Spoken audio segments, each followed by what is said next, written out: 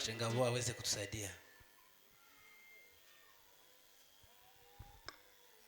Sijaiona nyingine siku na jana imetoweka, na leo Mungu anazijua hitaji zote inazo. Haleluya. maua yote Anafika ndege wote wanapokea chakula chao pasipo shamba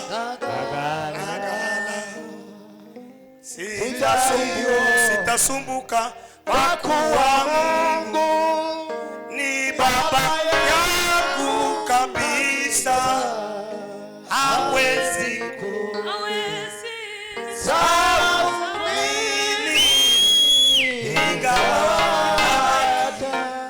jificha.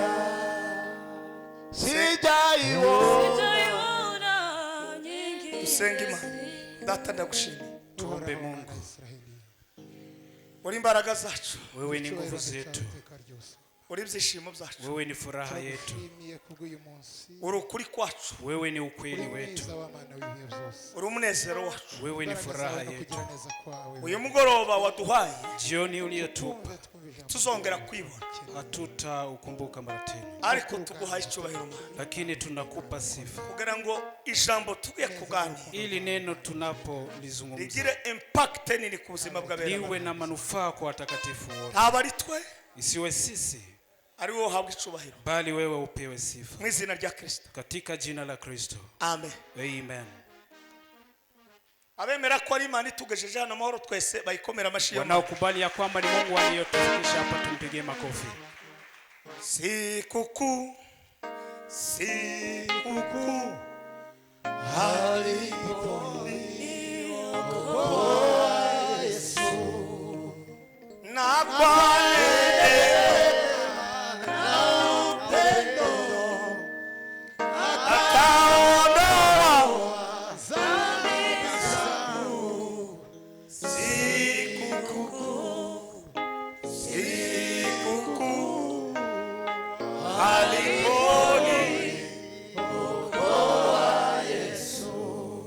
turashimira umushumba hamwe na madame we n'abana babo. Tunamshukuru mchungaji na mke na watoto wao, na pastorale bakorana n'abadamu babo n'abana babo, na wachungaji na wake zao na watoto zao, hamwe na department zose z'uru rusengero rwa Foursquare, pamoja na idara zote za kanisa la Foursquare, n'abakristo mwese, pamoja na wakristo wote. mwagize neza Mmefanya vizuri kutumira ijuru n'amatayo, kwa kualika mbingu na matayo, hamwe na bishop wacu Fidel Dr. Masengo uri mu nzira ugiye gushika mu Kanya, pamoja na kasisi wetu Daktari Masengo ambaye anakuja muda mfupi.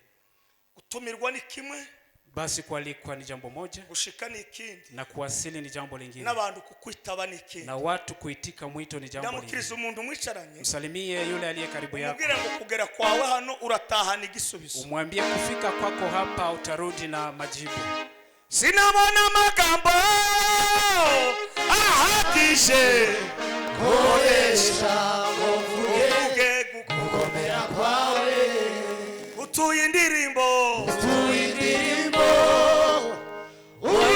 uyakire ikubira amashimwe yaje yose. shimira abashumba baturutse muri matorero baraha. Ninawashukuru wachungaji kutoka madhehebu tofauti. Nababonye umutima wajura neza, Nimewaona moyo wangu ukajawa na hamwe furaha, n'abayobozi b'abanyamasengesho, pamoja na viongozi wa wanaombi. ugukunda za kugana mu byawe, Anayekupenda na kujilia kwa mambo yako. hanyuma muri abantu beza. Nyinyi ni watu wazuri. Abatanzi mbere yuko nivuga, Wasionijua munemere dushimira leta ya Kenya kuko itwemereye guterana. munikubali ni mshukuru serikali ya Kenya kwa sababu imetukubalia kuwa hapa. Abanyamulenge baca umugani mwiza, Wanyamulenge huwa wanasema aravuga ngo utaza gakura abaga umutavu. yule ambaye hajui kikuacho huwa anachinja ndama. Kuba tubona government ya Nairobi itwemerera tugaterana kukubaliwa na serikali ya Kenya kukungamana. tuyikomera amashyi Wapigie makofi. hanyuma munemerere kandi twakira abantu badukurikiranya online gutanga umwanya kuko umwanya na amafaranga amashimisho wanaotufuata stream live. abatazi nitwa Matayo Wasionijua ninaitwa hivyo. Tamahizi Muhoza. Nagira umugisha n'Imana. Nimebarikiwa na Mungu. Umudamu n'umwe abana ni batandatu. Mke ni mmoja na watoto 6. Hanyuma abakwe ni babiri, abuzukuru ni batatu. Wakwe wawili na wajukuu 3. Ndi umushumba w'itorero ryitwa Holy Spirit Fire Church. Mimi ni mchungaji kwa kanisa na Holy Spirit Fire Church. Apostle wanje yitwa Wile Tumwine. Kasisi wangu anaitwa hivyo, Wile Tumwine. Narimba kumbuye. Nilikuwa na shauku ya kuwaona. Ndamukirizo mwisharanye. Msalimie aliye karibu na umubwiriye topic tugiye kuganira. Utamwambia kiini cha neno tunapotaka kuzungumza. Ucogoza abanzi bawe aracahari. Yule ambaye nafanya maadui zako wakome yuko bado. Ko mutaramukanyije mubwirane. Mbona hamjasalimiana na kuambiana neno hili? Umubwire ngo ucogoza abanzi bawe aracahari. Yule anafanya maadui yako waregee bado yuko. Dusome ibitabo bibiri. Tusome vitabu 2. Kumva abo yacogoshe. Tusikie wale ambao wamefanya. Hanyuma tuganire umwanya twahawe. Ili tupate kuzungumza kwa muda tulioupewa. Ingoma ya mbere. Mambo ya Nyakati. Ibice ni 17 umurongo wa 10. Sura ni 17 na mstari wa 10. Hanyuma turasoma Samueli wa 2 ibice 8 n'umurongo wa 2 n'uwa 2. 8 Samueli wa kwanza. Samueli wa 2 ibice 8 n'umurongo wa 2. Wa mbere kugeza kwa 2. Samueli wa kwanza. Umuntu umuhanga uzi gusoma natangire mu ngoma za mbere ibice 17 umurongo wa 10. Yule ambaye ni mtaalamu kwa kusoma. Kandi bagweze microphone kuko muliro kera watse. Na watampea kipaza sauti. Asante sana. Narivuze ngo ingoma ya mbere ibice ni 17 n'umurongo wa 10. Mambo ya Nyakati 17 mstari wa 10. Hanyuma Samueli wa 2 ibice ni 8 umurongo wa mbere kugeza kuwa 2. 8 mstari wa kwanza hadi mstari wa 2 Samueli wa 2. Ikaze gusoma. Komo hayi muntindira. Jagenze bit. Ingoma. Timuzi ingoma ya mbere hivi. Samueli. Wacha mimi nisome kwa Kiswahili. Ngo mu gihe nategekeye abacamanza gutwara ubwoko bwanje bwa Isiraheli. Nzaja ncogoza ababisha bose. Zaza ncogoza. Nami nitawashinda. Kandi ndakubwira yuko Uwiteka azakubakira inzu. Amen. Kandi ndakubwira yuko Uwiteka azakubakira inzu. Ndamukiriza mwene wanyu aho ngaho mwicaye umubwire ngo ucogoza abanzi bawe aracahari. Msalimie yule aliye karibu nawe, umwambie yule ambaye anashinda maadui zako bado yuko. Samueli wa 2. Samueli wa 2. Ibice 8 umurongo wa mbere kugeza kuwa 2. 8 mstari wa kwanza hadi mstari wa 2. Aravuga ngo hanyuma y'ibyo Dawidi anesha abafilisitiya arabacogoza. Harimo amagambo abiri. Kuna maneno mawili. Number 1. Hanyuma y'ibyo Dawidi anesha abafilisitiya. Anesha. Akapiga Wafilisti. Jambo hilo mlizingatie. Irya kabiri arabacogoza. Sukuma. Manuka. Endelea. Anyaga urufunguzo rw'umudugudu w'umurwa. Ico ni ca gatatu. Hiyo ni ya 3. Uyu munsi tugomba kubapiye ifunguzo kandi siku ya leo lazima tuwanyanganye kifunguo. Arukura mu maboko y'abafilisitiya. Amen. Amen. Manuka kuri 2. Endelea mstari wa 2. Bukeye anesha wa Moabu. N'abamoabu n'abarabanisha. Akapiga wa Moabu. Abarambika hasi mu mirongo. Abageresheje umugozi. Ingubwe ebyiri zari izabo kwicwa. Kandi ya gatatu yose yari yabo kurokorwa. Nuko Moabu bahinduka abagaragu ba Dawidi bamuzanira amakoro. Amen. Urakoze mushoni. Asante sana. Asante Yesu.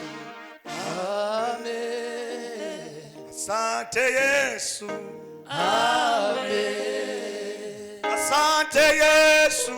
Amen. Hallelujah. Amen. Asante Yesu. Amen. Asante Yesu. Amen. Asante Yesu. Amen. Hallelujah. Amen. Ico gihe abacamanza Wakati huo waamuzi, habaye n'igihe kitari cy'abacamanza. kulikuwa wakati vile vile haukuwa na waamuzi. Hari igihe cy'umuntu, Kuna wakati wa mtu hari igihe n'icy'abantu. na kuna wakati wa watu. Igihe cy'umuntu nikigera, Wakati wa mtu unapowadia n'igihe cy'abantu nikigera. na wakati wa watu unapowadia, Nimba ugira ubwenge, kama wewe una maarifa, uzabashigikira, lazima uwasupport, ariko ntubagwanye, lakini usiwapige kuko vita, nubagwanye kwa sababu ukiwapiga vita uzapfa vuba. utakufa mapema. Abacamanza bari mu matsinda atatu. Waamuzi wana vikundi kama tatu. Itsinda rya mbere ni ubucamanza bw'igitambyi. Kwanza ni kundi la kikuhani.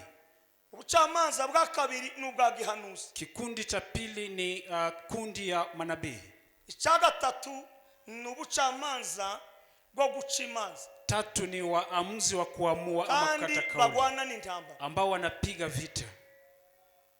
Kubera iki aba bacamanza? Kwa nini waamuzi? Bakomoka ku ntege nkeya za Yoshua amagambo atatu. Ukoo wao ni kwa Yoshua kwa sababu ya upungufu. Ijambo rya mbere, Kwanza, kudategura lamplasi.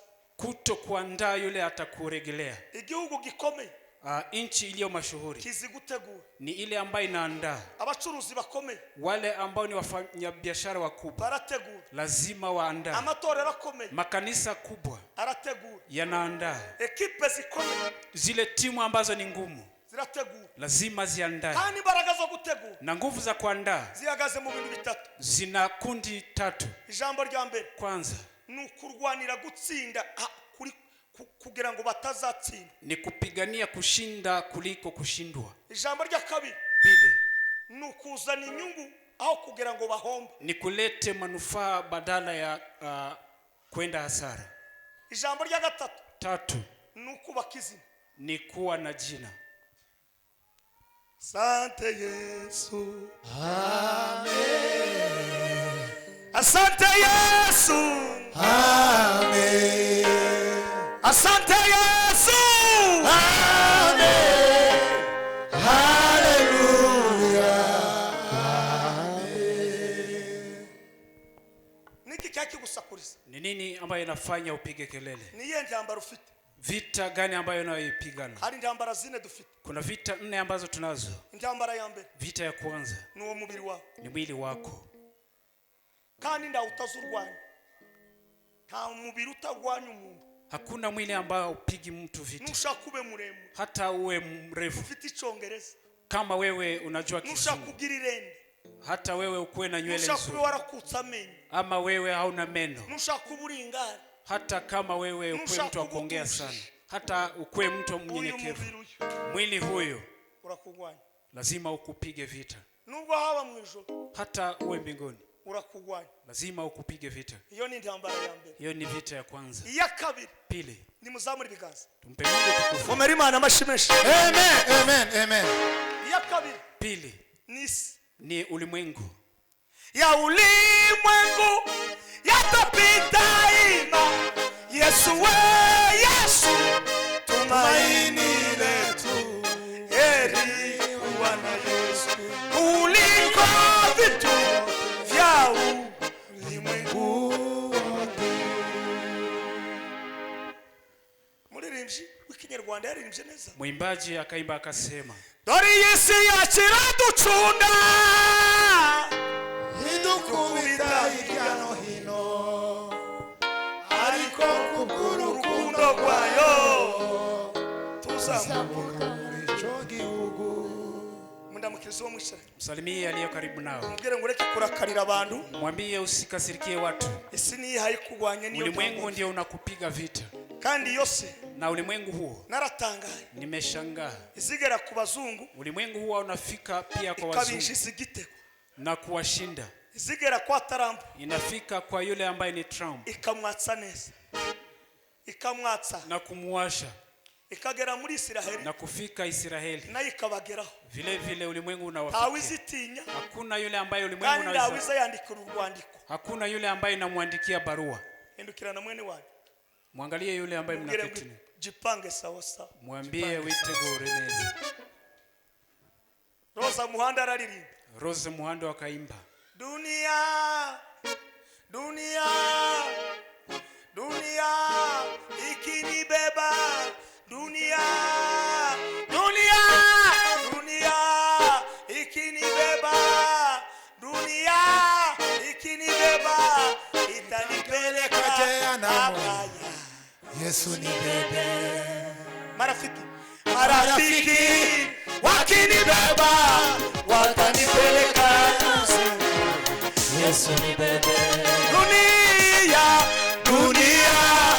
Ikinibeba. Nipeleka jehanamu.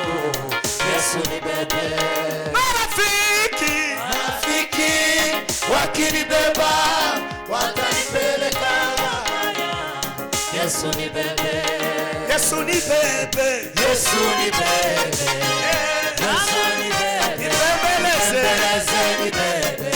Tukure mbinguni salama. Nimuzamure ibiganza, mpe Mungu utukufu. nimuvuge ngo haleluya. Haleluya. Iratugoye. Umunsi umwe twaricaye na Bishop Karegeya Siku moja tuliketi pamoja na kasisi Karegea na Revera Kado, na Reverend Kado, turavuga tukaongea tukasema, ngo iyi si ko yasaze. tukasema mbona ulimwengu umekuwa matata. Twari tubikuye kuki, Kiini ama kisa na maana, nahenze bitunguru, nililima matunguu, korona iraza, korona ikaja. ngiye kwinjira mu isoko, Nilipotaka kuingiza biashara hiyo sokoni, bama batangaza ngo isoko zirahagaze, wakasema masoko yote yamesimama. kandi ubwo nari maze kubara miliyoni 70 ngomba kwishiza kuri account. Na wakati huo nilikuwa nimehesabu milioni 70 ambayo ningewekeza Kubera isi kwa sababu ya ulimwengu. irampombesha. Basi nikaenda hasara. Umuvuga butumwa witwa Nzabakiza Ambaye ni evangelist Nzabakiza, yujuje inzu hari i Kampala, akona nyumba hapo Kampala. muri korona Katika korona abandi ko barahomba, wengine walikuwa wanaenda Alikuwa hasara, yuzuza. lakini yeye akajenga nyumba.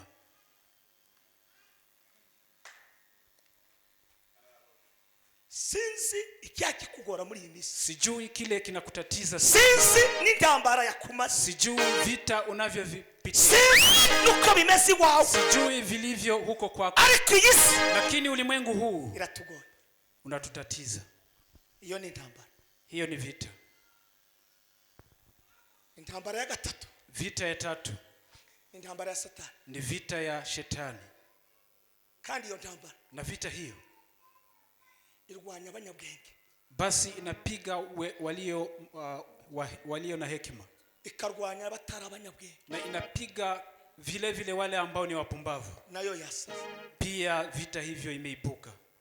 Ubu nyine umugore n'umugabo Kwa sasa mke na mume, umunsi batanga fiançailles siku walipoanza kuchumbiana, yari hello ilikuwa hello, nagukumbuye, nimekumisi, kubera iki nono utampamagaye, mbona hujanipigia? ariko ndaje, Lakini haijalishi.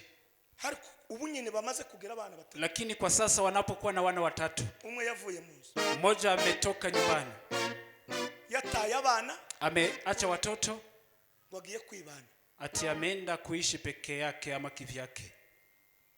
mumumenye mumwiyeke uyo Satani, Ukaenda Adamu na Eva Jue na ashakiyega. nabona kiturabesha. Na hao bado yupo. Temere mtakonwe akabateranya. nimusamure ibiganza byawe, zamu haleluya. Cyara mu muco w'abanyamurenge, mu muco w'abanyamurenge, Katika tamaduni za Wanyamulenge, kumva ngo umugore yahukanye, kusikia mama ameacha boma na kwenda, ariko ubu nyine lakini sasa wanyereye ni watinze, yule ambaye ametereza yule ambaye Teresa ni wo watinze. sinzi yeye ndiye amekaa. namukiriza umuntu mwicara Salimia yule aliye karibu hari nawe. intambara umaze guhura nazo Kuna vita ambavyo mumbarize umekumbana bose hari nazo. intambara wahura nazo Muulize kama kuna vita ambavyo ariko anakumbana nazo. nakuzaniye umuti Lakini nimekuletea dawa ucogoza intambara ambayo nafanya vita ipungue. aracyahari Bado yupo. umara intambara zawe Yule ambaye Aracyahari. bado yuko.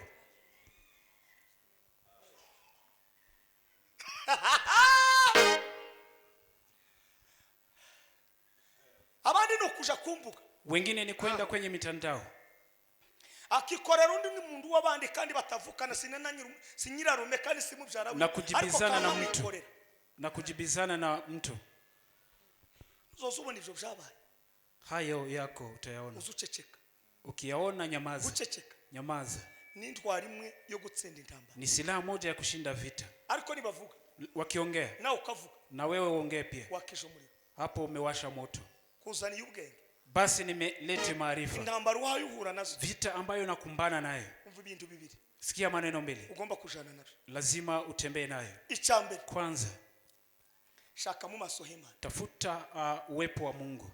icyakabiri Pili, soma ijambo ry'Imana soma neno la Mungu. Daudi mwana Isaya Daudi mwana wa Isai, nimuheze Imana ishoboye mpe Mungu tukufu. amagambo ane yiwe Maneno manne ya Daudi. ijambo rya mbere Kwanza, baramutaye walimtupa, tiyatimana hakuacha Mungu. mu ntambara Katika vita hari abazaguta kuna wale ambao watakutupilia ariko mbali, ntugatimana lakini usitupilie Mungu. ijya kabiri Pili, baramwibagirwa wakamsahau, ariko ntiyibagirwa Imana lakini hakusahau Mungu. dunia kulimo inayumba kama mlevi watoto ulia wasasi nao kilio kipatwa na shida mwelekee Yesu. uyundi tumenyeranye Huyo hatujazoeana naye. nimuzamura ibiganza Mpe Mungu tukufu. sama baramwibagirwa Wakamsahau, ntiyibagirwa Imana hakusahau baramuta wakamtupilia Tia mbali, Imana. lakini abantu hakuacha. bazakwibagirwa Watu watakusahau, ariko tukibagirwa lakini bazagute watu ariko tugatima lakini usiache Mungu. nimwumve ibindi bintu bibiri Sikia maneno mawili. muzamura ibiganza Mpe Mungu tukufu. sama haleluya icya gatatu Tatu, ngo tiyibagirwa ibikoresho hakusahau Vyombo. vifaa ama vyombo. vyombo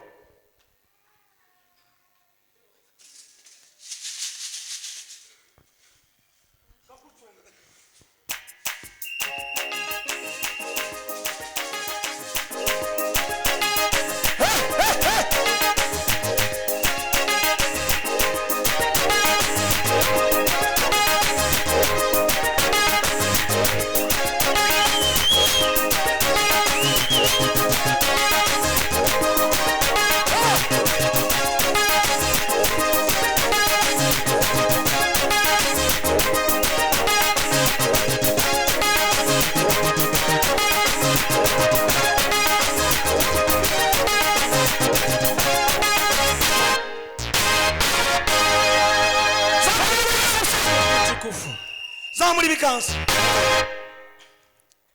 amen sama haleluya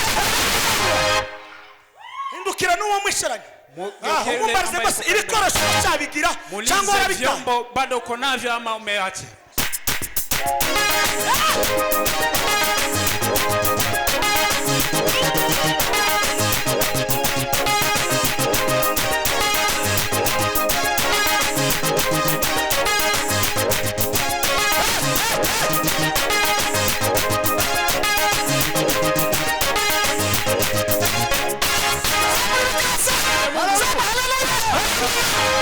umuntu wataye ibikoresho Mtu ambaye alitupa vyombo arangwa n'ibintu bine anadhihirishwa na mambo manne. icyambere Kwanza, azarakara vuba huwa anakasirika mapema ama icya haraka. kabiri Pili, azasinzira akananirwa kumenya kuko mu mbaraga zo kuzuka agasenga nimuha ibisubizo anasinzia na kusahau ya kwamba kuomba ndiko kuna majibu. icya gatatu Tatu, nta kwizera kigira hana imani.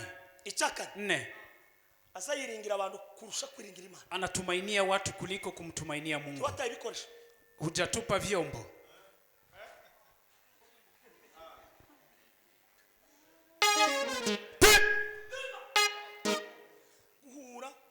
igitangaza n'akaga ugahura n'umugore wataye ibikoresho azarakara abashitsi baje akarakara abana babyutse agiye kubaha icyayi wenyine azama yitotomba gusa uwo muntu ntakigira ibikoresho byararangiye kandi guhura n'uwo muntu wamushatse uzupfa vuba igihe kitaragera imvi zikaza vuba igihe kitaragera. Shida ni kukumbana na mama aliyekasirika ama aliyetupa vyombo anakasirika wakati wa kupea watoto chakula ama chai.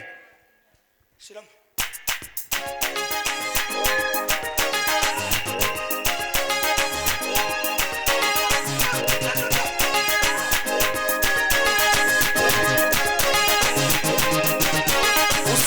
Usiwe ana mama matatu anasema twende ishara wako. Usiwe ana mama matatu anasema twende ishara wako. Usiwe ana mama matatu anasema twende ishara wako nyumba. Usiwe ana mama matatu anasema twende ishara wako nyumba. Usiwe ana mama matatu anasema twende ishara wako nyumba.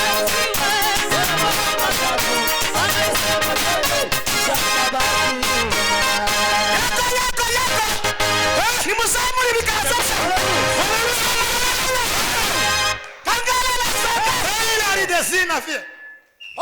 ongololo bata Amen. muzamugara mu rusengero iyo beho yanyu yakuza mu rusengero mukifata taho Mukifika kanisani mnajichukulia kuragura wewe hujanunua gari hauna uracyari umpangayi bado wewe ubwiza bw'Imana utafute uwepo wa Mungu kuingia ndani. imbeho Unakuja kanisani na baridi. Biblia inavuga ngo abashakana umwete Biblia usema wanitafutao kwa bidii nibo bazambona hao ndio wataniona. none abana b'abasore ko muri amama Vijana wadogo nyinyi mnakuja na kujishikilia hivi.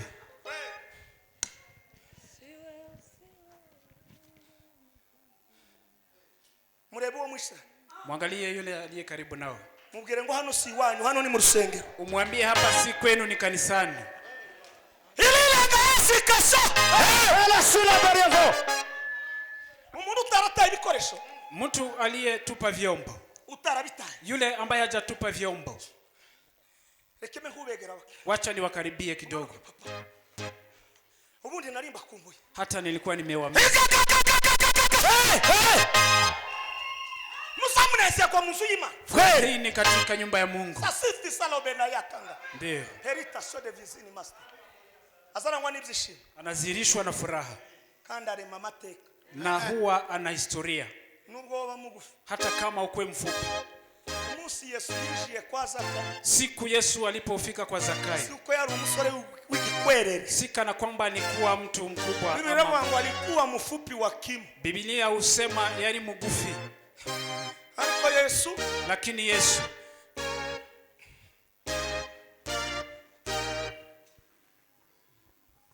aravuga ngo akasema, Zakayo Zakayo, shonoka zene Urukano. shuka leo ndabi wawe nitalala kwako. yari mugufi Alikuwa mfupi.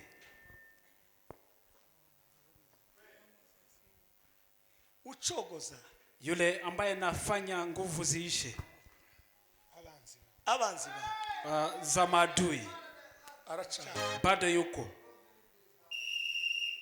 ucogoza Yule ambaye anafanya nguvu za maadui ziishe kala sita aracana bado yuko. nimugire mu Tufanye hivi. ibikuta biri imbere yawe kuva igoroba wanone kuta pagazano ziliyokuwa kubona mbele Imana zako. uje kana bise Mungu abomoe kuta zilizoko mbele zako. kera bakwiringiraga Bari mu mahoro. Tugufite bitwifuza.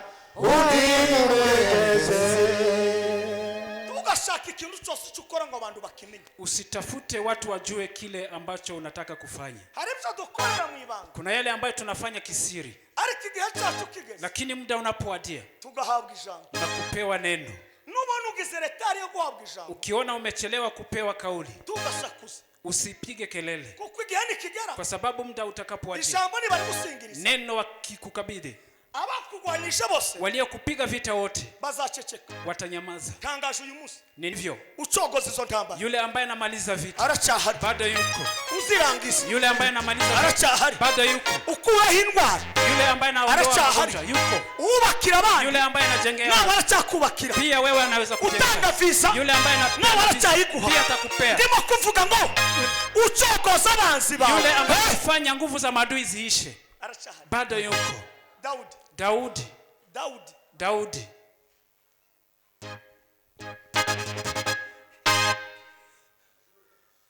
Kagala sala Pilisato meni passé. Tritation de visa la passé.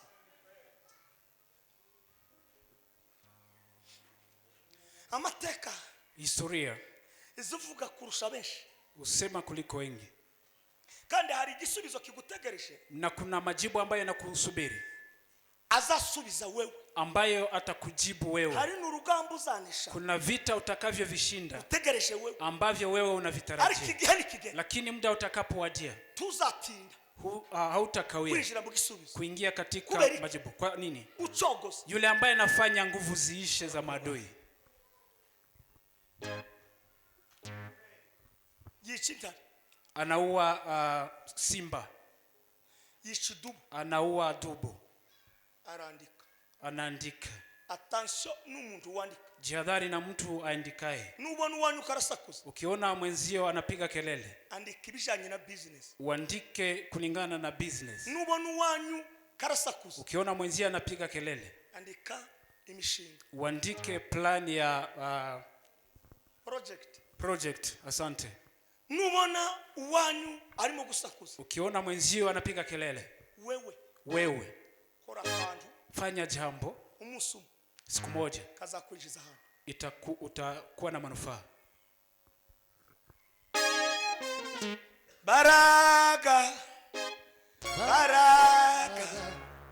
zigitangaza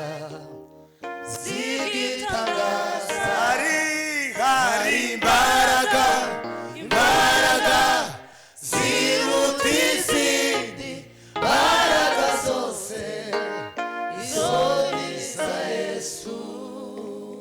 mu buzima bw'umuntu. Maisha ya mwanadamu, Abanyamulenge bavuze ijambo rikomeye, wenye mlenge walisema jambo, baravuga ngo wakasema tangizi yigize. hakuna mtu ambaye anajitosheleza.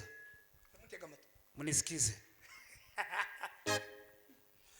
Niwanga abantu ukikataa watu, uzaba wanze imbaraga. wewe utakuwa umekataa nguvu. Niwanga abantu Ukikataa watu, uzaba wanze ubukire. utakuwa umekataa baraka. Niwanga abantu Ukikataa watu, uzaba wanze guteza imbere. utakuwa umekataa maendeleo. Niwanga abantu Ukikataa watu, uzaba wanze Imana. basi utakuwa umemkana Mungu. Imana iravuga ngo Mungu akasema, reka mbishurire uri kuri saizi yo kugera kwa Daudi. wacha niwafunulie yule ambaye atafika kwa Daudi. Kandi ugera kwa Daudi ni umuhanuzi yitwa Natani. Na yule ambaye atafika kwa Daudi ni nabii Nathan. Aramubwira ngo Akamwambia, Uwiteka yandumye, Mungu alinituma. waranditse, Umenakili, wakoze amateka, umefanya historia, ariko lakini tuzubaka. hautajenga. Ariko icyo nzagukorera, Sikia nitakapofanya kwako, abazakomoka muri wowe ukoo wako nibitondera wakienda kadiri na neno, tibazabura kuba kuri iyi ngoma. hawatakosa kumiliki ufalme huu. Iraje Imana Mungu anakuja. iramubwira ngo nijuze ugena ibihe by'abacamanza, Akamwambia, mimi ndiye upanga majira ya waamuzi, ariko dore ibyo ngiye kuguha. lakini ona nitakayo Ngiye kukabidhi. gukorera ibintu bibiri. Nitakufanyia mambo Ikintu mawili. cha mbere, Kwanza, ngiye kugukorera amateka. nitakufanyia historia. Ijambo rya kabiri, Pili, ngiye kuguheza imbaraga zo gucogoza abanzi bawe. nitakupa nguvu za kufanya maadui zako walegee. Ijambo rya gatatu, Tatu, ngiye kuguha izina. nitakupa jina. Duhabwa izina n'ababyeyi, Tunapewa jina na wazazi, tugahabwa izina n'ibihe, tunapangwa jina na majira ama tugahabwa nyakati, izina n'ubwenge na twese. kupewa majina na hekima tuliyoisomea. Warangize kumva ivyo bintu. Aliposikia maneno haya, Nashatse kuvuga ibi bintu nitoza. nimetaka kusema maneno haya kwa Nabonye harimo utaratibu. umusaza umwe wandika hano n'undi muntu, Nimeona mzee ambaye anaandika na mtu ariko mwingine, basore bo muri kinyejana si ukwiyemera. lakini vijana wa karne hii Ariko ejo bundi muzabishaka ntimuzabibona. kesho yake tafuta maneno haya abanyabwenge mtapata. bakomeye bose n'abandika ibintu. Wataalamu wote ni wale ambao wanaandika. No. Kwa hiyo ngo amuheza imbaraga akampa nguvu zo gucogoza Abafilisitiya, za kufanya Wafilisti walegee. kandi mwibuke ko Abafilisiti Na kumbuka ya kwamba Wafilisti bagaza bavuga Abanyesiraheli bose bakaja mu walisema Waisraeli na kuingia kwenye Imana igiye gukiza, Mungu anapotaka kuponya, Imana igiye gusubiza umuntu, Mungu anapotaka kujibu mtu, izisubiza kubwisha, hawezi jibu watu wengi. izizana umuntu Ulete mtu ikamukoresha na kumtumia agacogoza igishobora gucogoza isi cyangwa se ubwo na kumaliza nguvu kile ambacho kinaweza fanya nguvu za watu kumalizika ama za ulimwengu mzima. umunyabwenge Daudi Sikia mtaalamu Daudi gishiza amateka akajiletea historia, ariko aravuga ngo lakini akasema sinyavugira kwa data, sitasema kwa baba. tukagira ahantu hose uzagera Kila mahali utakapofika uvugira ubwenge bwawe, usipasemee hekima yako. hari ahantu uzagera Kuna mahali ambapo ukabona utafika, aho hantu mahali pale yakwiriye kuvugira ibikuri, hapastahili kuongea yale ambayo yako ndani mwako, ariko hari ahantu ugaragucyaguye, lakini kuna mahali ambapo unafika ukavuga ngo ahangaha na kusema mahala hapa. ndavuga intro na development na conclusion. Nitasema mkaguo pia na kiini, kila kitu Daudi nitaongea. arabaza ngo umwami yavuze ati, Daudi akasema mfalme amesemaje? hapana ministre yavuze ati, Hapana waziri mkuu, hapana meya yavuze ati, hapana meya. nugera muri kapasite yo hejuru Ukifika kwa ngazi za juu ukuwe kama watu wa juu. Ukifika kwa wale ambao ni wataalamu lazima ukae kama wao, si kukaa tu ukiongea maneno. kapasite ya Ujuzi wako ama capacity abantu bazayimenya bingana n'ahantu uba wicara hari muri kapasite itajulikana kupitia na watu ambao unakaa na wao ama unatembea nao.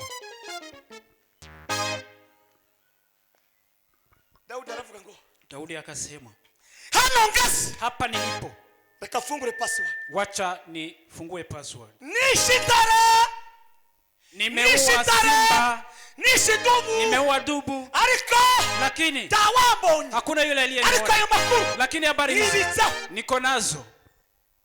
Imana niguhaze imbaraga zo gucogoza abantu. Mungu akikupa nguvu za kumaliza maadui, Ahantu hose ugera kila mahali utakapofika gutangire bwa lazima uanze kuongea.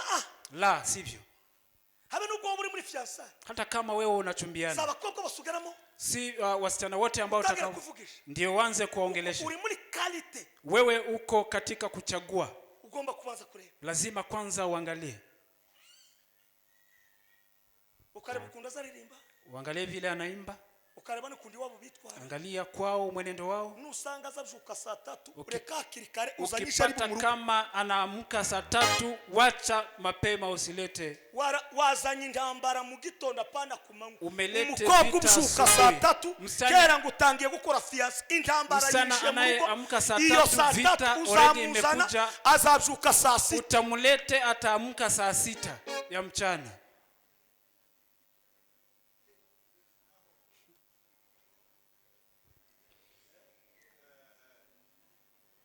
Yesu alisema mimi ndimi njia ya kweli na uzima wa milele.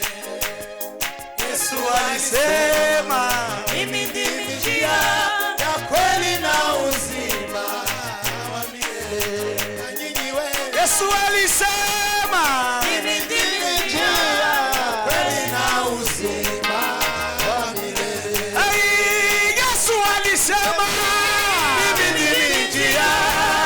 kweli na uzima wa milele. Baba Mungu tengeneza, Amina. Baba Mungu tengeneza, Baba Mungu tengeneza, Baba Mungu tengeneza, Baba yo tengeneza, Baba Mungu tengeneza, Baba wewe tengeneza, Baba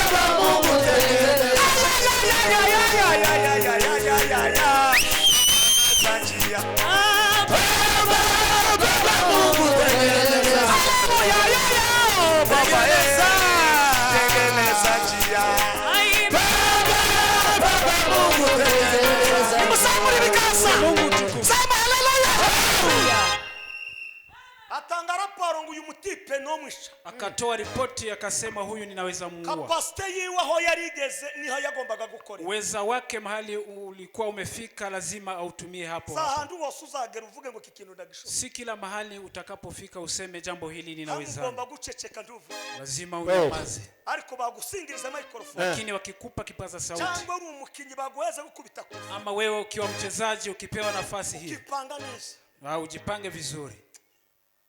Daudi ngo aravuga ngo se niko umwami yavuze ko uzamwica uyu mutipe ni ngororano.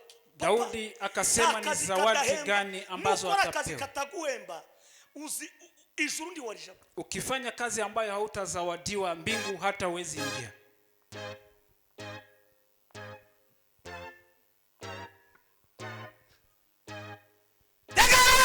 Sikia maneno haya.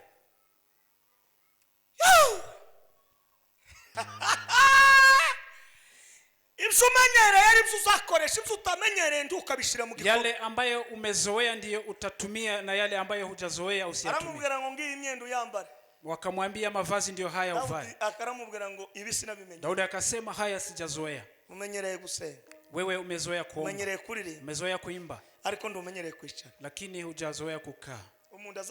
Mtu ukaa akiplan, lakini mtu akae ili apige kelele. Daudi alipomaliza ameandika historia mahali ambapo akataka kuandika historia mahali kuliko watu. Ukifika ndani ya watu usiongee upuuzi. Lazima utumie akili. Wacha nirudie. Ukifika kwa watu usipige kelele. Ukifika kwa watu tumia mambo na hekima. Wenye utaalamu wanatafuta, lakini wajinga wanatupilia mbali huko, wanapelekwa mahali.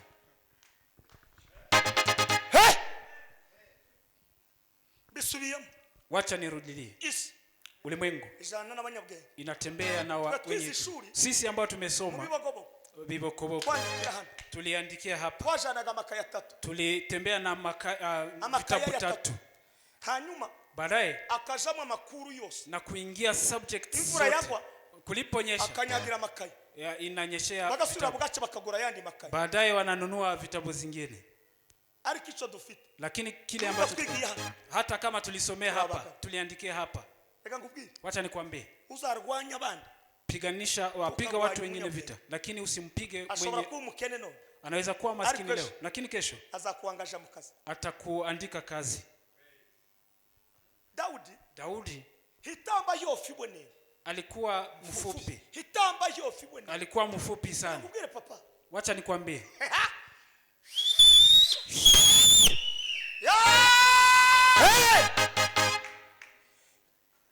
Harya uitwa Ndabaramiye. Unaitwa kuja ni kukumbatie. Ndabaramiye afite address. Ndabaramiye an address. Neza no gushaka. Harya ifite abana bangahe? Babiri. Ana watoto wawili. Inamaanisha badala uitwe tu Ndabaramiye, lazima uitwe Baba Davi. Davi. Papa Davi. Baba Davi. Iryo ngiryo ni byanyu mwihangira. Hiyo ni mambo yenu. Ana address. Huyu kwenye wataalamu ni baba ni Baba Davi. Ngwari mukuririmba anaimba ikikurimo kile ambacho kiko ndani yako. Imefika mahali ukitumia na ukafanya kazi. Iyo wishara kama ungeketi watoto wako bagusabye umugati ukareba imirazi kandi nayo mugiri wao wangekuomba mkate hari ingambara twanyine twikwegera na vita ambavyo tunajilia kubera kurangara kutamenya season n'igihe cy'ukuwa naje kubakangura abantu bakitengera ucagoza ibikugwanyera hari ariko nawe ubigate yawe umutwe kichwa chako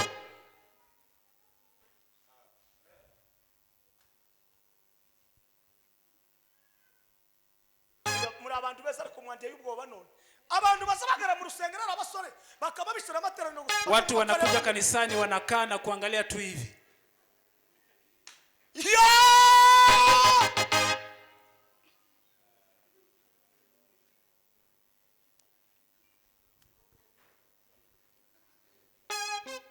Uko musesimani basetse Vile mnavyocheka Mungu awachekeshe.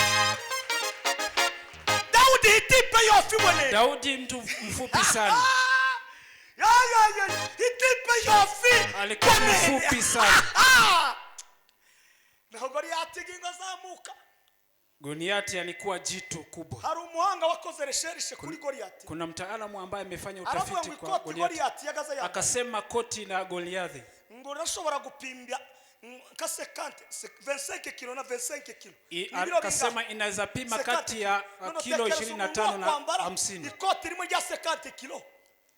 Fikiria mtu ambaye anaweza vaa koti ya kilo 50. Daudi mtu mfupi sana. Imana ndizira ubukwerere. Imana ndireba ubukwerere. Mungu haoni ukubwa wa mtu. Sione kama una tafsiri vizuri. Lakini si urefu na wewe si mfupi.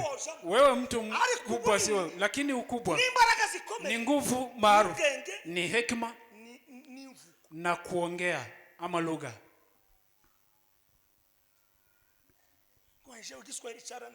Ati mimi Kiswahili imenishinda. Hapa si mtanoga. Hapa ni Nairobi. Tumia akili na kinywa. Akili na lugha ama mdomo wako utakusaidia.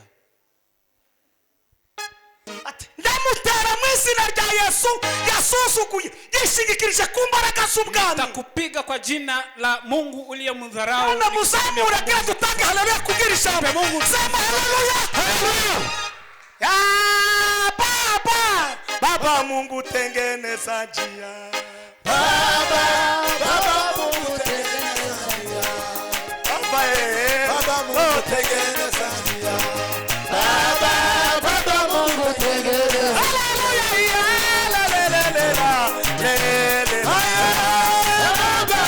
Baba Mungu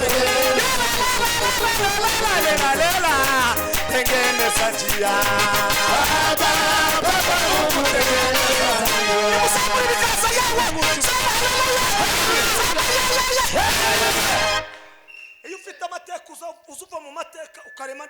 Kama una historia unatoka kwa historia ukiingia kwa historia nyingine.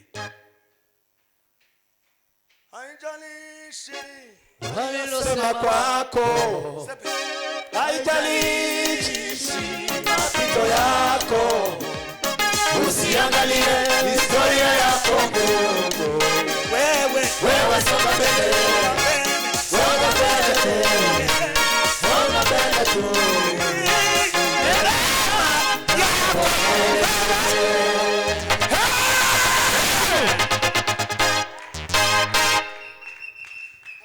Haijalishi sema kwako, haijalishi mapito yako, usiangalie historia yako Mungu.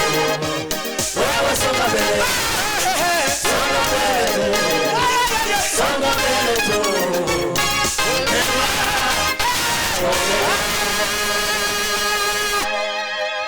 Ndamukiriza umuntu. Salimia mtu. Mubwira ngo ubuzima hayo ucamo. Mwambie maisha unayoyapitia. Ureke kubureba. Wacha kuangalia. Muri wewe ndani mwako. Hari waho ucogoza bikugwana. Piga vita hamwe nawe mugiye kurema amateka. Haijalishi sema kwako, haijalishi mapito yako, usiangalie historia yako ndugu. Wewe songa mbele, songa mbele, songa mbele tu.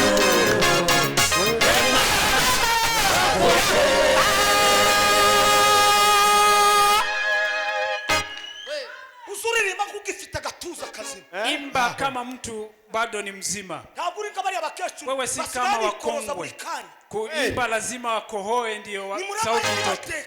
Umba historia mpya. Imana yaguhaye ubwenge. Mungu amekupa maarifa. Yaguhaye kubaho. Amekupa kuishi. Jewe. Mimi huyu. Konda remandi mateka. Na ninatengeneza historia zingine. Sinemera gusaza vuba. Na sitakubali kuzeeka ovyo. Haiwezekani. Ndacyari umujene. Bado mimi ni mdogo. Umboga. Na mtu ambaye boga. Ranguki. Wacha nikwambie. Nutimenya. Usipojijua. Isikiza kumenya. Ulimwengu hautakutambua. Giruki. Fanya hivi. Haijalishi walilosema kwako, haijalishi mapito yako, usiangalie historia yako ndugu. Wewe songa mbele, songa mbele, songa mbele tu. Bandara mama kaka ni muzamuri biganza. Haleluya. Iyo bambaye gatuti. Wakinipa pulpit hii, Ni ngomwa ngoshakisha ndi topic eshasha. lazima nitafute kiini kipya. Habe n'umugabo wawe. Hata mzee wako, N'abana bawe. wana wako, Nubamenyereza gusa gatimbo. ukiwazoelesha tu ugali, Estoma storm izaruhavu. itachoka. Abagore muri aha. Wamama walio hapa, Azosaba nyusamu. Nakazi rimwe kaunga. Monday Nakabiri ugali, kaunga. Tuesday ugali, kaunga. January, February kaunga. February, March kaunga. Muri me kaunga. kila siku ugali. Nitwa Matayo uzambwira makuru. Mimi naitwa Mathayo, utaniambia habari. Tegura imbuto. Andaa matunda. Ibyo kujya turya siviri ya ruguru. Chakula tunapokila kinatumiwa dawa ama kinadungwa dawa. Ndio kuku ambazo tunazila kwa sasa zimedungwa dawa. Tumia akili. Unataka mzee wako aishi miaka mingi, badilisha chakula ama mlo. Nakwihutisha. Hapana, niko sawa. Ngiye kurangiza. Kwa karibu tamati. Yaka we. Ayi data we. Ngwarangize. Baadaye arema mateka akafanya historia mpya. Ngo azamuka mu mutwe wanjye wa Goliyati. Akapanda na kichwa cha Goliathi. Abagore wo munsi binjira mu muhanda bararirimba. Wake siku hiyo wakaingia barabarani na kuimba. Kukwisi gushakisha. Unataka ulimwengu remandi mateka. Umba historia. Nimbari mu buririmbyi. Kama ni kuimba. Remandi mateka. Tengeneza historia. Nimbari mu gusenga. Kama ni kuomba. Remandi mateka. Tengeneza historia. Nimbari mu kuyobora itorero. Hishurirwa. Remandi mateka. Nimbari muziki. Kama ni hishurirwa. Remandi mateka. Umba historia. Ubu njewe mimi sasa noroye n'amatungo mato. Mimi nina mifugo ile ndogo. Ubu kwa sasa nashingirije n'umugore du. Hata mke wangu nilimtengenezea duka. Aha ni bikome. Hapa kukishindikana huku kuende sambamba. Aha ni bikome. Hapa ikuwa ngumu. Abana bige barangiza. Abana bige barangiza. Watoto wasome wamalize. Nimbonemo mateka. Basi tengeneza historia.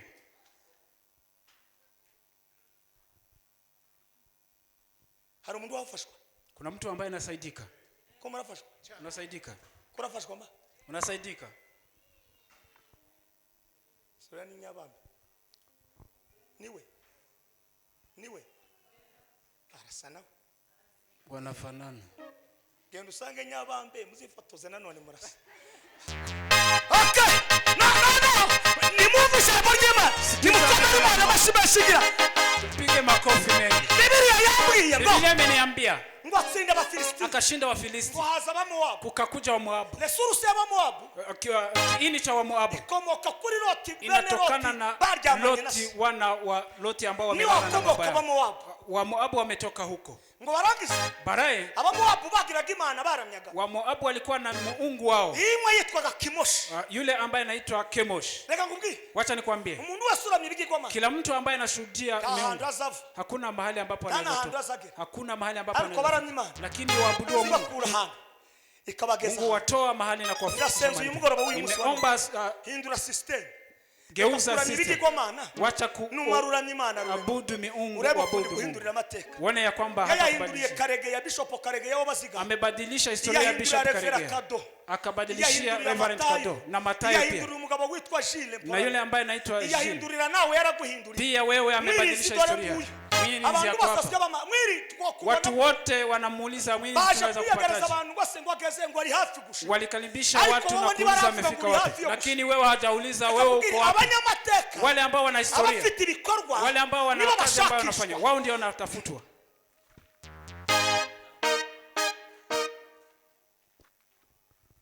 bakesho enyi wa mama wakongwe kimwari munkumbuye hamukunimizi bamwe nibwo bambere mukibona bamwe cyangwa ni kuri televiziyo gusa nyinyi ndio mara yenyu ya kwanza kuniona ama mnaniona kupitia runinga timungunda amnipendi uragana ngo nikindi si jambo ingine kunipenda nimechukua kile ambacho mbingu imenipa nikashikilia na kusimama nacho inamaanisha ninasema inahubiri mbingu imenipa fedha kwa maana hata sasa mumekaa hapa uzimbe wiwa Nairobi unajua baridi ambayo iko Nairobi ijuru ryabaziritse muracari muntu lakini mbingu imewafunga bado mko kanisani ngiye kurangiza ninaelekea tamati Moabu barasara wa Moabu wakaja nimukomere Imana mashi mpigie Mungu makofi no gusara kwa Moabu basi wa Moabu gusara kwabo kuinuka ama kurukwa na akili kwao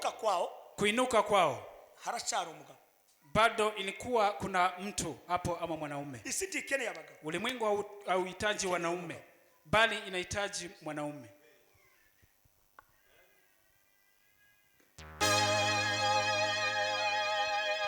nimemaliza ndamukiriza umuntu salimia mtu umubwire ngo mwambie isidikene rusaku rwa ulimwengu hautaki kelele zako ibikorwa bya bali inataka kazi yako nimukomere Imana mashimeshi mpigie Mungu makofi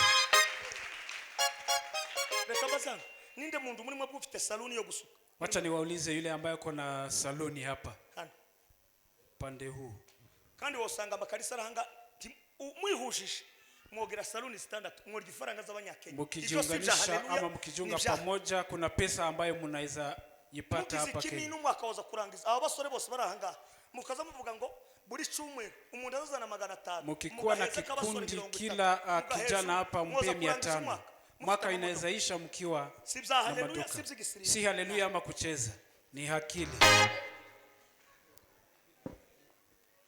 bavuze ngo dutanga amaturo hinji abantu baba ari kurebye abantu baba muri Kenya abantu bangana gutya baza batangibo iyo banezerewe tibavuga ngo tumebariki wamesema tutoe sadaka lakini kukaja watu chache hatutengenezi historia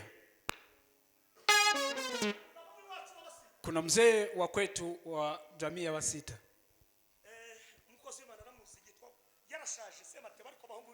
vijana wake wako hata kama alifariki Pasaka ilipowadia alitoa ng'ombe kwa Christmas alitoa na mkutano huo wa Roho Mtakatifu kupokea Roho Mtakatifu waombezi walipofanya mkutano pia alitoa mbuzi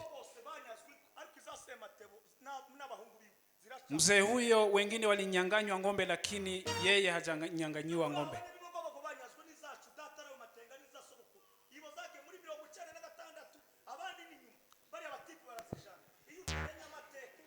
usipotengeneza historia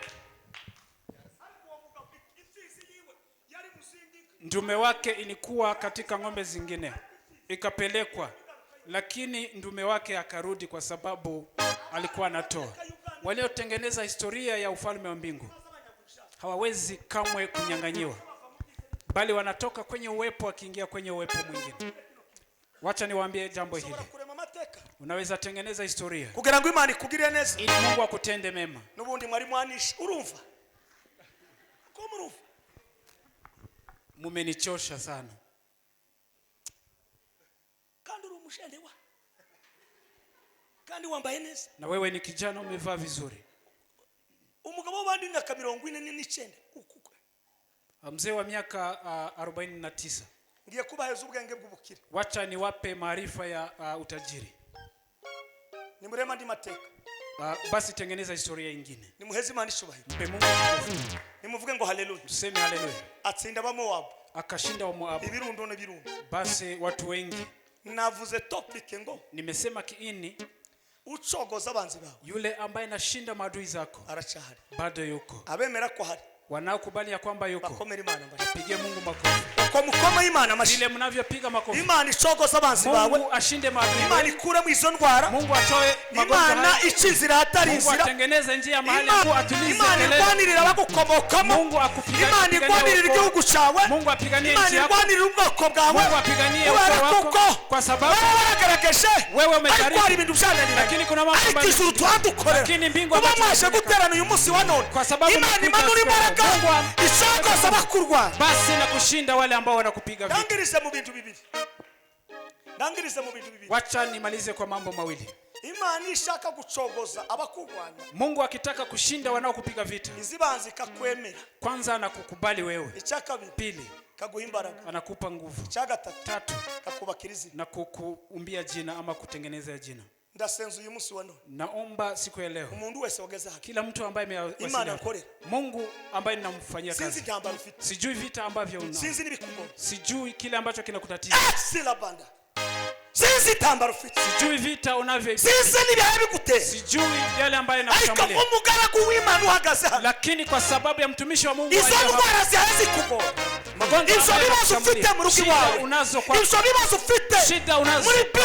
katika business, nimesimama hapa kama mtumishi wa Mungu. Tarehe ya siku ya leo, Mungu wa Ibrahimu, Isaka na Yakobo apige vita yale ambayo yanakupiga vita.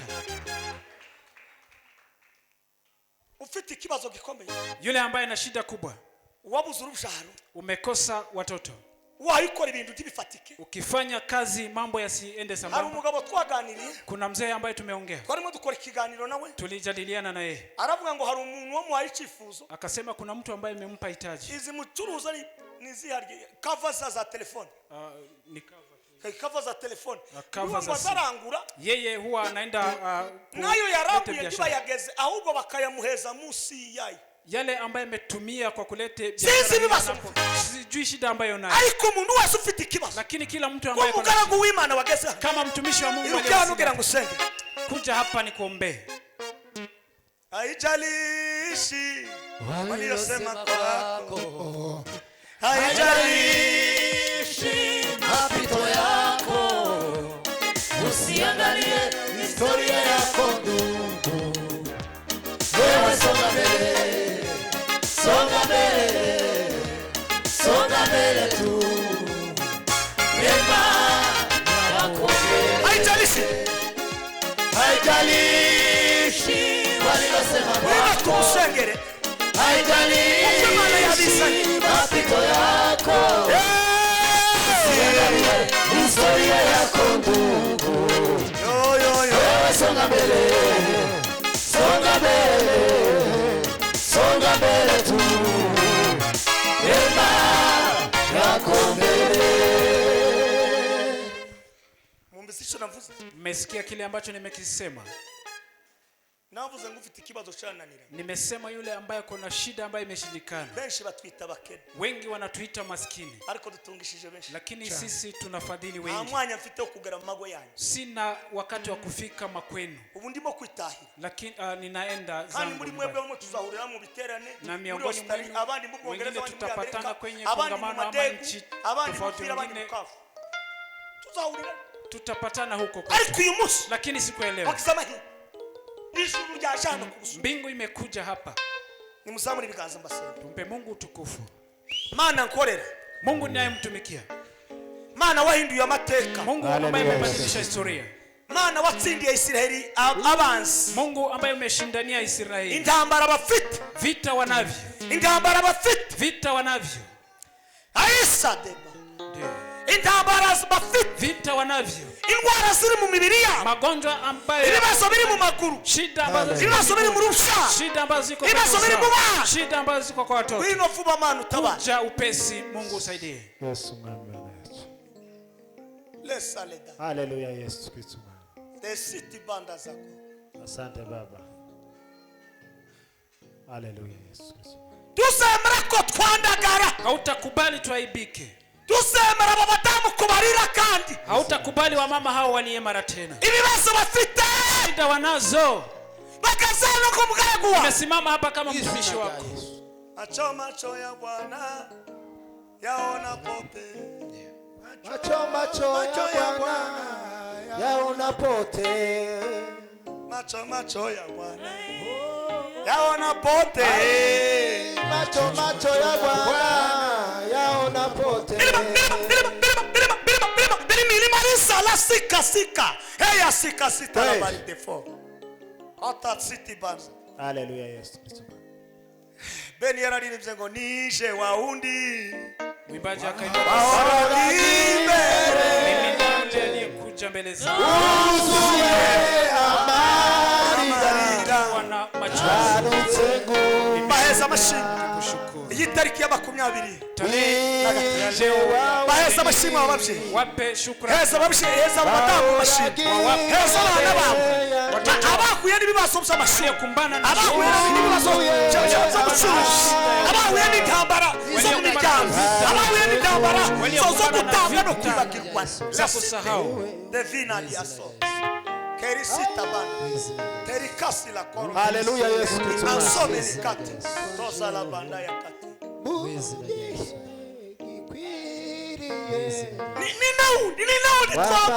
Ninaundi wakumva marira abawusheyi bararira abawusheyi bagusaba bahoza abadamu bararira abagabo bararira abatunga bararira ibibazo by'ababyishi abanyeshuri nuko kwishura amazu ibibazo byabaye birebe ni parent shida ni nyingi babone imbaraga zawe Kugira shukura Mana yacu.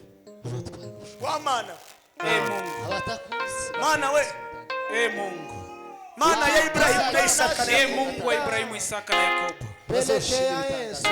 mwami mana mwami mana Mungu mwami mana mfalme Mungu mfalme isitale banda imbaraga zawe Shila asika kotalari deriza la forme arte sika kotane banda ya sika bakira intsinzi zibona Pelekea ubukristo Yesu. de visa la passe basubizwa ker kasite forme babone imbaraga partire de visa en passe Baba Mungu mwema. ubutware n'ubushobozi bwawe bugaragara were yumunsi wa none Baba Mungu. tangu siku ya leo ucogoza indwara niziveho washindanie mana uracahari bado wewe uko. mana ugaburira uracahari Mungu ambaye ananisha bado uko. mana wubaka uracahari Izina rya Yesu. mana ibitero by'igihe kirekire uracahari kubirangiza Wewe senya imyuka y'abafilisitiya senya imyuka y'abagabeyoni senya imyuka igose ubwoko bwawe Hallelujah, hallelujah, Yesu. ukuboko kwawe gukora igitangaza mkono wako imbaraga za Emanueli nguvu za Emanueli ubwiza bwa Yesu Kristo uwepo wa Mungu imana ya Ibrahimu na Mungu wa Isaka Ibrahimu, Isaka na Yakobo. imana itashibura kugira Mungu ambaye imana icyara igitondo n'ubwo Mungu ambaye anasaidia sala de la rifa romesi ndio esika so de visala Asante Baba. itasi la kote Baba Mungu. ninje waundi mimi ni yule Waona gimbele. aliyekuja mbele zako na machozi Uzuye amarira. Narutse kushima. lakini nimerudi na shukrani. nije waundi. waora wao Mutima Yesu arakora. Atuinyuma ibihe. arusha Ushitaniro. Ubwiriye zahinduka. Wenyine ukoraho Yesu arakora. baba Mungu tengeneza amina we baba Mungu tengeneza abashitsi baba Mungu tengeneza amina we baba Mungu tengeneza sasa kanisa baba Mungu tengeneza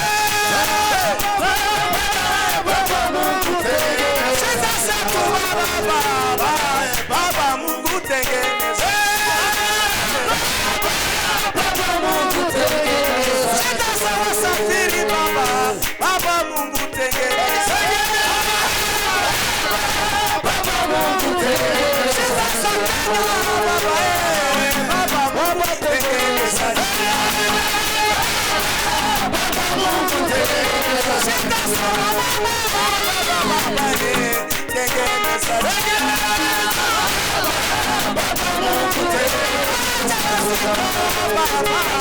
baba Mungu tengeneza baba Mungu tengeneza baba Mungu tengeneza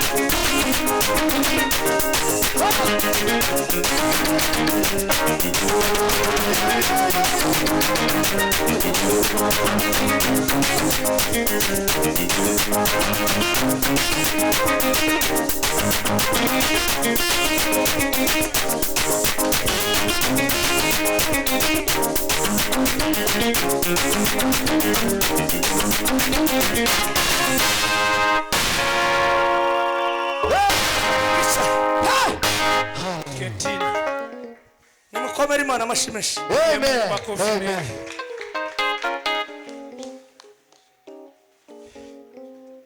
Asante sana. Kuri uyu mwanya ni umwanya w'abashitsi. Nafasi hii ni ya wageni.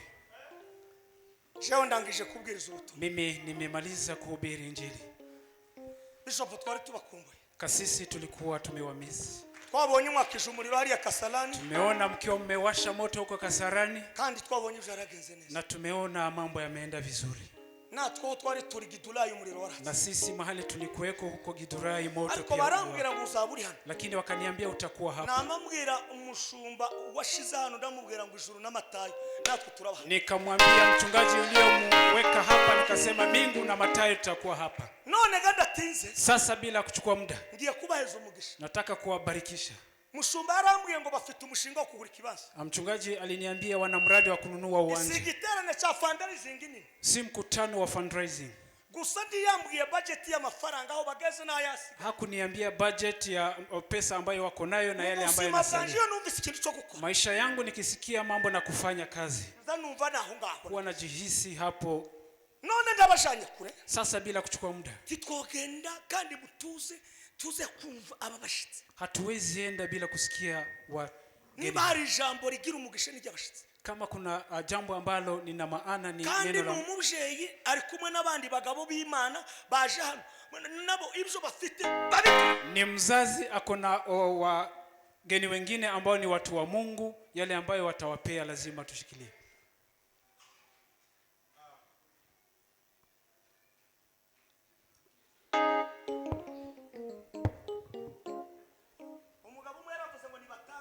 Mzee mmoja aliposikia wakisema ya kwamba watoe,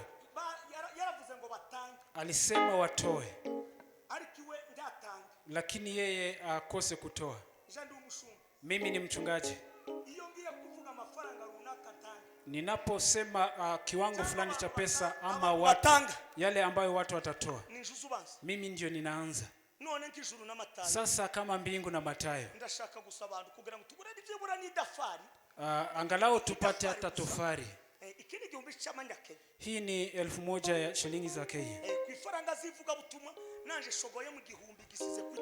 Pesa ya uinjilisti nimetoa 1000, sasa nashaka abandi bandi 10 bafite igihumbi cyangwa wende wavuga tosi ni muri capacity igihumbi. Imana yangiriye neza ikofi yamaze kugira ngaritime na account irimo ritime uko wokumva ni kuwokora. Hata kama unaweza zidisha zaidi ya 1000, abwira undi mushumba ati mfite ikigitekerezo muri turangiza twama gusa.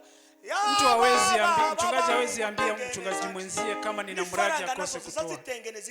Hata pesa huwa inatengeneza imisatsi yanyu kundi mfite ritime yose abadamu. Vile nywele zenu ziko sawa, nywele zenu pia mnazirembesha kwa pesa. Vile mko smart ni kwa sababu ya pesa. Wani comprenage ni ibihumbi 100 bya Diano.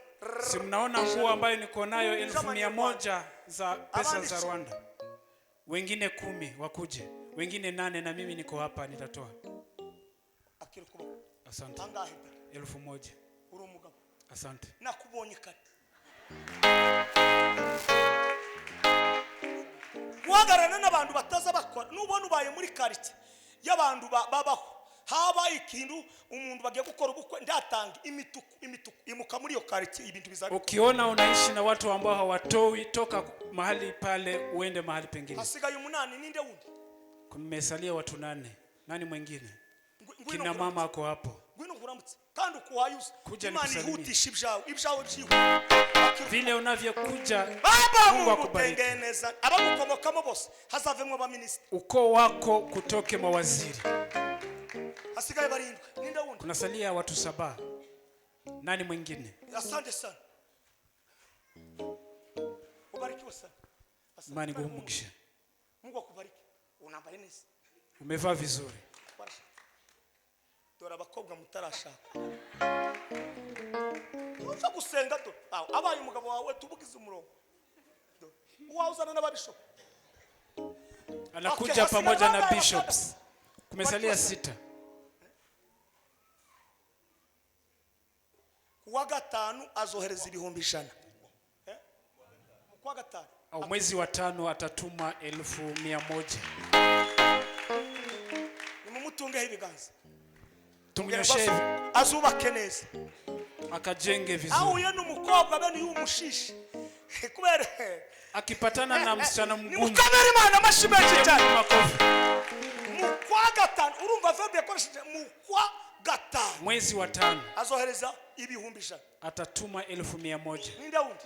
Nani mwingine? Daya inshuti yaje. Aguruko ngo rafiki yangu simama nikukumbatie. Ababo bagaba nukumu nuko igihumbi nuko data nuko akiri kuboko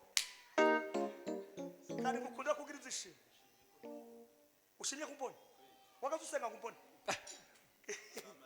asante sana ngo ashimye ko mbona amefurahi anafuraha kwa sababu ameniona. Yame ni mwihutakira kumva ijambo rya Kujeni haraka tusikize neno kutoka kwa kasisi. Dore grand frère hari nibakunda mukirisi sincha kubayoboza. Wacha wakusalimie kwa niaba yangu. Grand frère hari wambaye neza. Umevaa vizuri. Uko umuntu agomba kwambara. Lazima mtu avae vizuri. Kandi abadamu muri ahanga muza mwabika abagabo banyu neza. Wake walio hapa basi tafuta vile mtavika wazee wenu vizuri. Abakandu kama uwambara ujanishe n'umugore wawe hari bapana gusu igihuzu kigana gikubita muri South Africa. Ambara neza. Okay, ni ndawundi. Ninde wundi? Nani mwingine? Doro ijuru rirahari. Nibakunda mukirisi. Ukuzamuye ukuboko Imana izamura ibyawe, izamuriraho. Ya!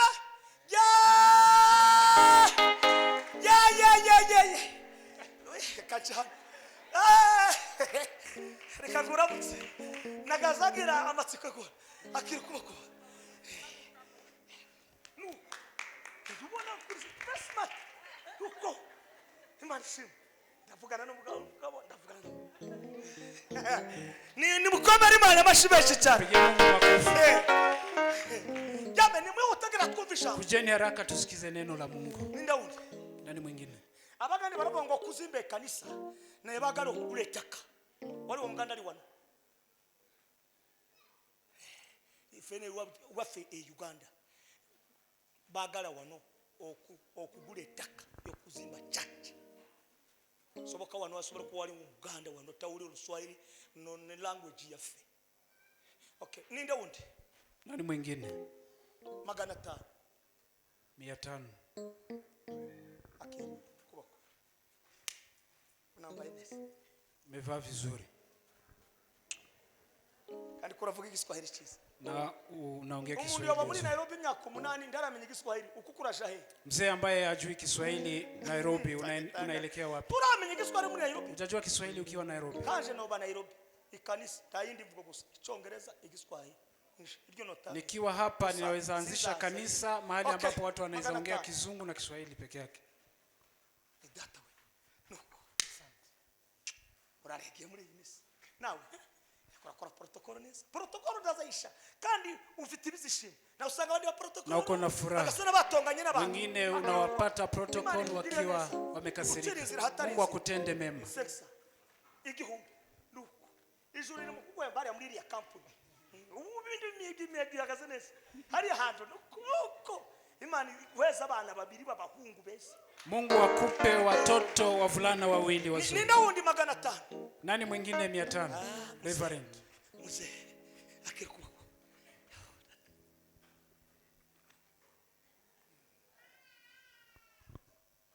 Mbere turashima. Kwanza tunashukuru. Kandi tubonye n'abashyitsi. Na tumeona wageni. Twumvishe ibyishimo tumerewe neza. Tumehisi furaha. Kuri ubwo nabanje gutekereza ndavuga ngo none bari umwanya w'abashyitsi gusa. Ariko ndavuga ngo reka nanjye mvuge kuko uwo mutwaro wari uturimo. Nimesema wacha niongee kwa sababu mzigo huu. None gananje muri uwo mushinga nyene zohashira ibihumbi 15. Katika mradi huo nitatoa 15,000.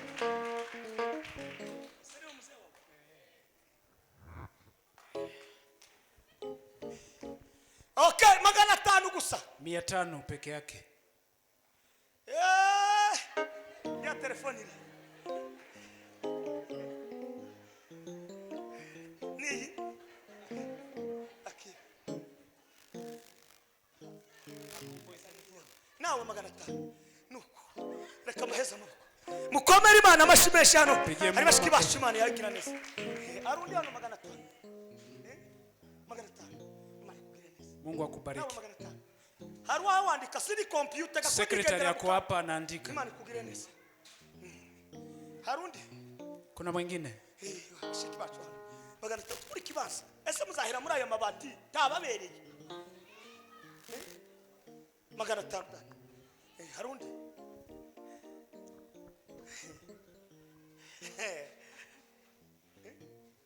Rumbi.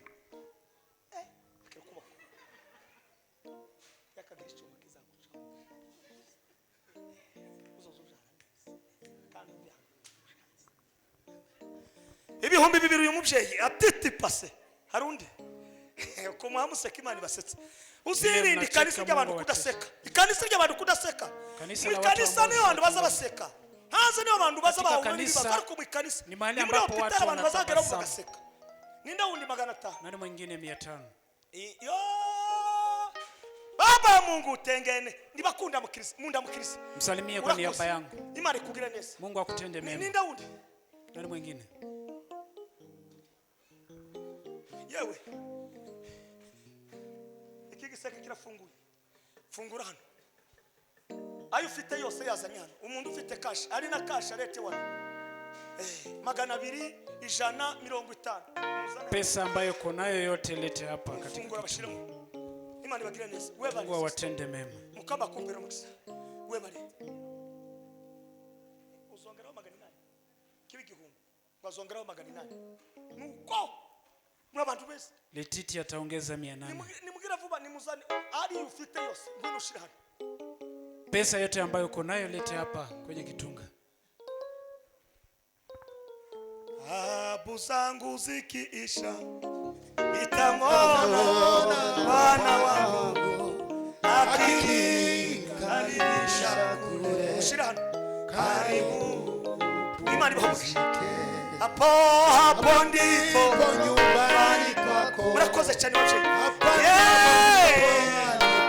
hapo ndipo makao yako karibu pumzike murakoze kudutumira ahasigaye umefanya vizuri kwa kutualika imani ibagirire neza Mungu awatende mema ndashaka ko tu yakira abashitsi nataka apokee wageni bishop ndanezerewe kasisi nimefurahia asante sana asante amashimeshi kuma makofi mengi kwa Mungu dukomere Imana amashimeshi Mungu makofi mengi kongere dukomere Imana amashimeshi watoto wazima